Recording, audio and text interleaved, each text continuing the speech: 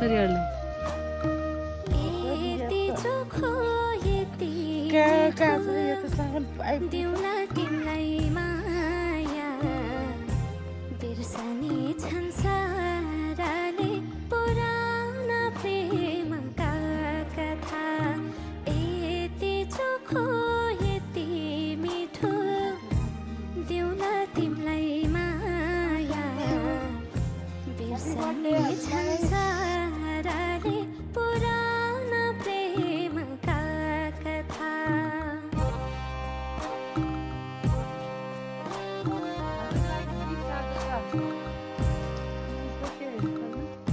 कसले पठाउनु भयो होला बुवा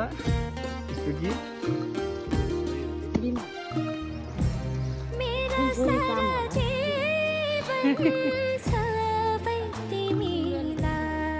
खोल्नु न के रहेछ के गिफ्ट होला खोलेर देखाइदिनु ल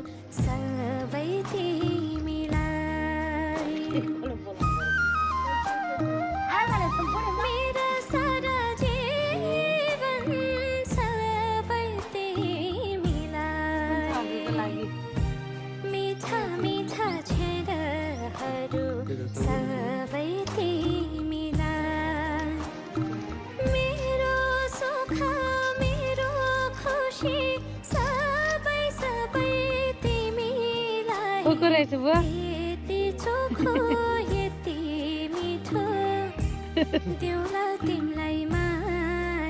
कस्तो लाग्यो बुवा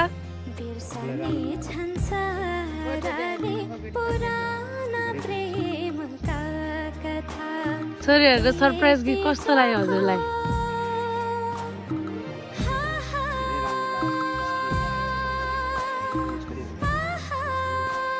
कस्तो लागिरहेको छ त आज छोरीहरूलाई यसरी गिफ्ट पठाउँदाखेरि कतिको याद गरिरहनु भएको छ आजको दिनमा हो छोरीहरू विदेशमा हो भने है बाबाको जन्मदिनलाई स्पेसल बनाउनलाई यही हुनुपर्छ भन्ने छैन रहेछ है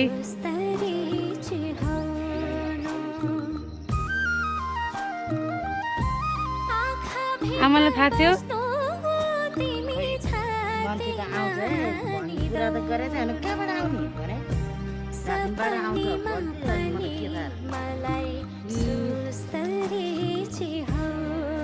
चकेर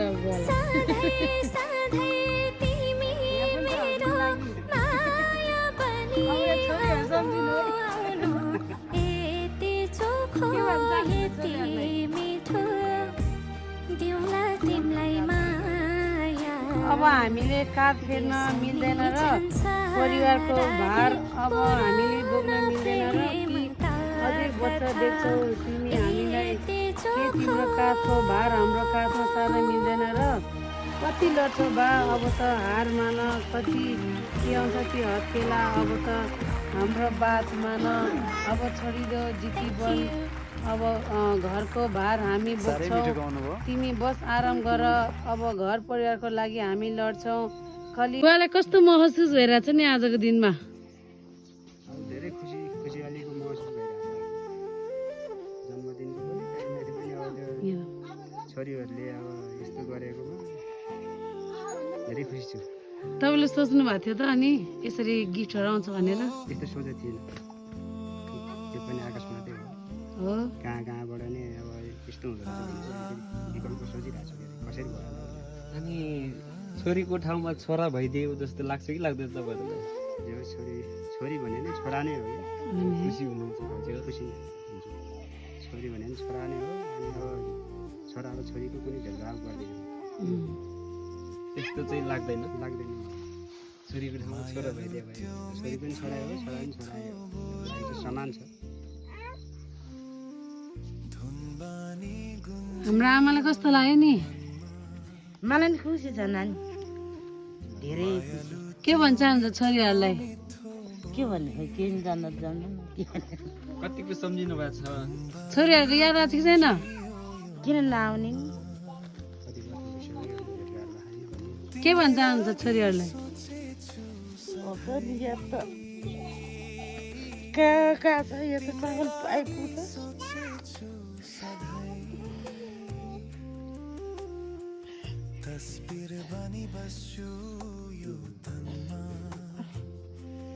रुनु हुँदैन नि है बुवा?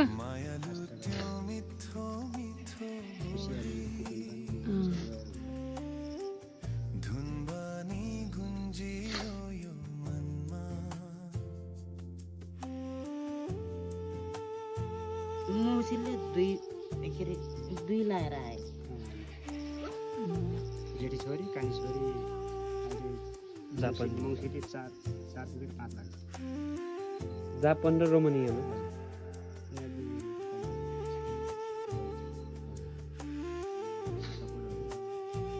के भन्छ अन्त छोरीहरूलाई आमा लास्टमा? भयो केही भन्दिनँ, म त जान्दैन। मेरो नानीले सोचेको घाम जुन उदाउँदै उदाएर आउँछ। बुवाले के भन्छ अन्त अन्त्यमा?